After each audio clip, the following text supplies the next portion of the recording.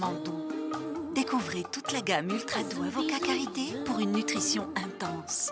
Par Garnier naturellement.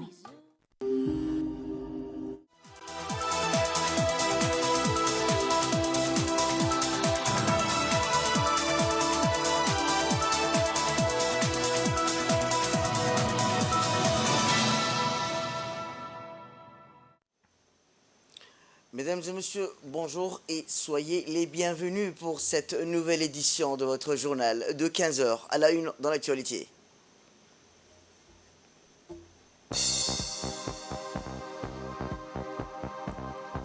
À la une dans l'actualité nationale, direction le nord du pays où la délégation conduite par le vice-président du parti RPP poursuit sa tournée régionale. Et enfin, dans l'actualité internationale, à Gaza, des médecins étrangers découvrent un système de santé exemple. C'était les titres. Merci si vous nous rejoignez. Et je vous le disais dans le titre, le Premier ministre et vice-président du parti RPP, M. Abdelkader Kal Mohamed, poursuit sa tournée dans les régions. Il s'est rendu hier dans la région d'Obok, l'avant-dernière étape de la tournée des régions, un périple qu'il avait lancé il y a une semaine à Dikil, la ville de l'unité, là où pour ces grands partis politiques historiques, l'esprit patriotique est né. C'est sous la conduite de son vice-président, M. Abdelkader Kamil Mohamed, qui a réussi à Obok, ville actée avec succès et accompagné par le ministre Hassan Mohamed Kamil, secrétaire d'État au sport, et entouré de ses secrétaires nationaux, membres du haut comité exécutif du parti RPP, le vice-président du parti, notamment Premier ministre, M. Abdelkader Kal Mohamed, a été accueilli dans son fief natal par les parlementaires du groupe RPP issus de la région d'Obok. En l'occurrence, à savoir M. Kamil Mohamed et M. Issa Mohamed Omar, le président du conseil régional, Mohamed Ismail, la présidente de l'annexe RPP d'Obok, Mme Fatouma Mohamed Yassine, en présence de plusieurs militants essentiellement composés des représentants de la jeunesse progressiste, des femmes leaders, des sages, des membres de la société civile, des acteurs, des organisations proches du parti, avec lesquels il en suit une nuit sacrée de Ramadan, dû partager le moment solennel de rupture du jeûne et de communion et de prière.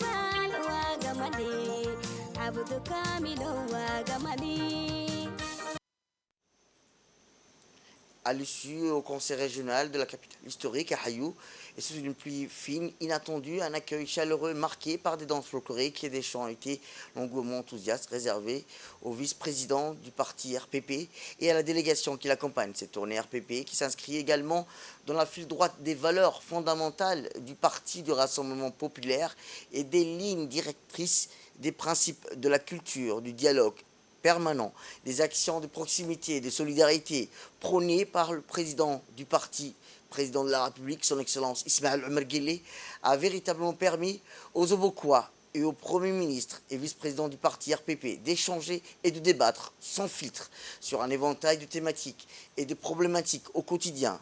De son côté, le Premier ministre a longuement écouté et discuté avec les participants et apporté les réponses adéquates aux attentes et soucis de la population.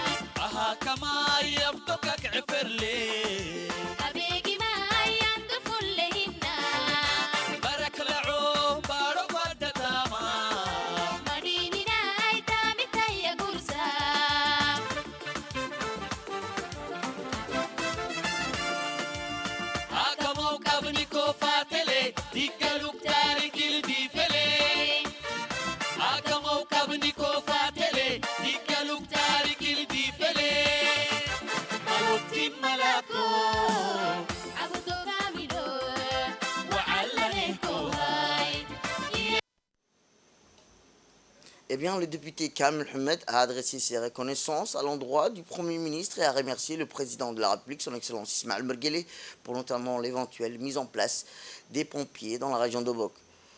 De son côté, le président du conseil régional, Mohamed Ismaël, a souhaité la bienvenue au Premier ministre et aux membres de sa délégation. Il a par la suite exprimé sa satisfaction quant au passage de la délégation au sein du conseil régional d'Obok. Il a remercié le Premier ministre pour les échanges qui découlent de ces assises.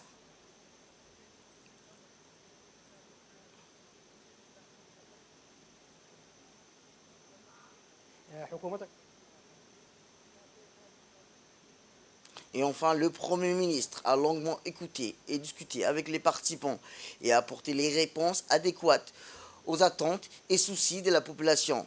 Le vice-président du parti du Rassemblement populaire pour le progrès, M. Abdelkader Kamel Mohamed, a rappelé l'intérêt de la tournée qu'il a entrepris à travers les régions de l'intérieur. Selon le Premier ministre, cette tournée reflète l'attachement des dirigeants du parti aux valeurs fondatrices du parti et aux idéaux que nos aînés nous ont légués, a-t-il rappelé. C'est aussi l'occasion d'affirmer la foi en Dieu et de renforcer le sens de partage et de communion entre nous, famille, politique, en cette période de Ramadan, a souligné le Premier ministre. Il n'a pas manqué de mettre en lumière toutes les avancées réalisées à Obok depuis l'arrivée en 1999 et d'ajouter l'ensemble, nous allons améliorer ce qui reste à faire. Par ailleurs, le Premier ministre est revenu sur la situation en mer Rouge qui nous inflige des lourdes conséquences économiques. Enfin, à l'issue de la séance des réponses aux doléances de la société civile, le Premier ministre et vice-président du parti, M. Abdelkader Kamel Mohamed, s'est dit satisfait de la réussite et de la richesse des échanges et a salué l'ensemble de la population obokoise.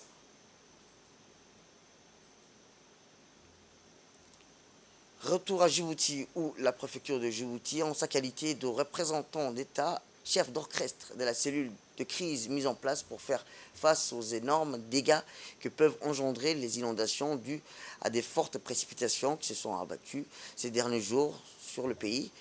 La préfecture de Djibouti ayant la responsabilité et la charge de coordonner les actions coopératives des différentes institutions compétentes et les différents corps des forces nationales mobilisés durant la réunion de crise qui a eu lieu, rappelons-le, dans la journée du 28 mars dernier, a redonné une directive et des mesures décisives claires aux autorités compétentes qui consistent évidemment en non seulement mettre en place un mécanisme portant secours à la population, mais aussi et surtout à exhorter les responsables à plus d'engagement dans des actions d'évacuation des eaux stagnantes dans les différentes artères de la ville qui ont été les plus touchées par les intempéries.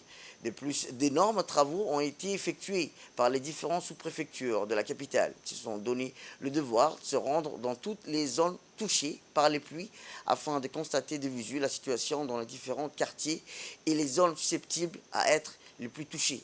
Force de mettre l'accent sur le degré de professionnalisme conjugué par le patriotisme et d'éléments de la 3e sous-préfecture, conjointement avec la sous-préfecture du 1er arrondissement, des agents de l'assainissement et sans oublier les éléments clés de la protection civile qui ont fait sien des travaux d'évacuation des eaux stagnantes et des eaux usées dans la ville, comme dans la commune de Blaus et de Balbala.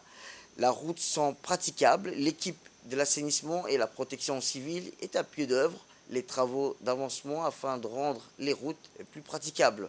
L'équipe médiatique de la radio-télévision de Djibouti, mobilisée en ce sens pour s'enquérir de la situation près des pluies, a pu constater le climat de calme de la situation dans les zones visitées et le centre-ville. Étant le témoin privilégié, l'équipe médiatique a en ce moment des travaux d'intense sous le rythme des activités entreprises et des énergies taries des agents de la protection civile et celles de l'assainissement. Un peu plus tard, dans la nuit d'hier, en présence notamment de le sous-préfet du 1er arrondissement et en l'occurrence Mme Fatouma Ibrahim et de ses staffs et de la préfecture. Le préfet du 3e arrondissement nous parle d'ici de la situation post-intempérie dans les zones à fort risque. Il s'est déclaré content de constater que la situation et le climat calme qui règne dans le pays suite aux inondations et aux crues de l'oued d'Ambouli. Il a rappelé que les équipes dont les tâches d'évacuation ont été confiées mènent les travaux pour évacuer les eaux stagnantes après les pluies. Il s'est déclaré prêt et en alerte pour faire face aux éventuelles précipitations. De son côté, la sous-préfète du 1er arrondissement, Mme Fatouma Ibrahim, a quant à elle souligné La nécessité de coopération dans le but d'élargir et d'agir urgemment contre l'évacuation des eaux pluviales stagnantes et des eaux usées. Elle a félicité les équipes de l'assainissement qui sont, selon elle, sur les deux fronts, c'est-à-dire l'évacuation des eaux pluviales et celle des eaux usées. Elle a ensuite rassuré la population de l'engagement fort de la sous-préfecture du 1er arrondissement quant à l'évacuation totale des eaux pluviales. À l'approche d'Eid el-Fitr, qui se fait déjà sentir, nous nous sommes d'abord donné le devoir d'évacuer les eaux stagnantes du centre-ville, plus précisément au parking des bus pour de différentes destinations. Les travaux menés par l'équipe de la protection civile et celle de l'assainissement conjointement avec les staffs de la sous-préfecture dans l'évacuation des eaux stagnantes et à saluer, a-t-elle déclaré. Nous sommes à vos côtés, nous avons toujours été dans et nous le serons, a-t-elle conclu. Rappelons que ces travaux ont toutefois apporté un sentiment de soulagement et de confiance parmi la population qui ont prêté main forte aux agents sur le terrain. Dès là, nous passons dans le nord, où dans la région de Tajoura, les précipitations étaient intenses et ont causé des débordements des oueds et provoqué le blocage de la route entre Sagalou et Lac Assal. Les oueds sur le littoral dans ces secteurs ont été en haut et ont impacté la fluidité de la circulation dans les eaux dans le deux sens. Pour rendre la situation à la normale, le Djibouti Port Corridor Road a pris des mesures proactives pour faire face à ces situations sans précédent. Le DPCR a déployé toutes les ressources nécessaires, surtout en mobilisant un chargeur d'une entreprise locale pour assurer le déblocage rapide et efficace des voies d'accès cruciales, des corridors routiers vitaux pour le maintien de la circulation et le bon fonctionnement de nos échanges. Le DPCR souhaite réitérer son engagement indéfectible à veiller sur la sécurité et la praticabilité de nos réseaux routiers et ne ménage aucun effort pour continuer à surveiller la situation, ainsi intervenir promptement lorsque nécessaire et assurer la maintenance continue de nos infrastructures routières. Du nord, on passe au sud, où dans le cadre de la lutte contre le trafic illicite des marchandises de contrebande de tout genre, la brigade de la douane d'Ali Sébier, en collaboration avec le détachement de la police d'Ali Sébier, ont intercepté, à proximité périphérique du secteur de la frontière de Galilée, une importante quantité de marchandises de cannes de contrebande. La marchandise saisie à cette occasion était de 3000 kg de cannes de contrebande. Les contrebandiers voulaient acheminer à Ali Sébier. Selon la procédure standard en vigueur, cette quantité, comme vous le voyez sur les images, a été détruite sur place en présence du chef de la brigade de la douane d'Ali Sébier, M. Mohamed Moumin Hassan. Et dans l'actualité internationale, des médecins étrangers ont activité mi-mars à l'hôpital des martyrs d'Al-Qas'a dans la ville de Der al-Balah à Gaza. Une immersion de 7 jours qui a permis à ces praticiens de découvrir un système sanitaire décimé par 6 mois d'opérations militaires israéliennes dans l'enclave palestinien. L'hôpital des martyrs d'Al-Qas'a a normalement une capacité d'environ 160 lits, selon l'Organisation mondiale de la santé, mais il doit aujourd'hui faire face à quelques 800 patients, selon le personnel. Les bombardements et l'offensive israélien à Gaza ont tué quelques 32 000 Palestiniens et ont blessé près de 75 000 autres dans ces territoires à près de 2,3 millions d'habitants. Et à Madagascar, au moins 11 personnes ont été tuées par le cyclone Gaman qui a frappé au nord de Madagascar à l'aube selon les autorités locales. Le cyclone tropical qui était censé contourner l'île de l'océan Indien a changé de cap pour s'abattre sur la pointe du nord de la grande île avec des vents violents qui avaient atteint les 150 km et des rafales de 210 km à l'heure. Plusieurs fleuves et rivières ont quitté leur lit, avec pour conséquence d'énormes inondations, des ponts effondrés, des routes coupées, selon le Bureau national de gestion des risques catastrophes. Et enfin, parlant écologie, où des plantes, des arbres en mauvais endroit pourraient contribuer au réchauffement planétaire. La plantation d'arbres est souvent considérée comme un moyen de lutter contre le changement climatique, mais une nouvelle étude relève qu'elle pourrait en fait réchauffer la planète. Les arbres sont connus pour leur capacité d'absorber le dioxyde de carbone responsable de l'augmentation de la température de la Terre. Cela signifie que la plantation des jeunes arbres pour accroître la couverture forestière est considérée comme un outil important dans la lutte contre le réchauffement climatique. C'est tout pour cette édition. Merci à vous de nous avoir suivis. Restez avec nous pour la suite de notre programme télévisé.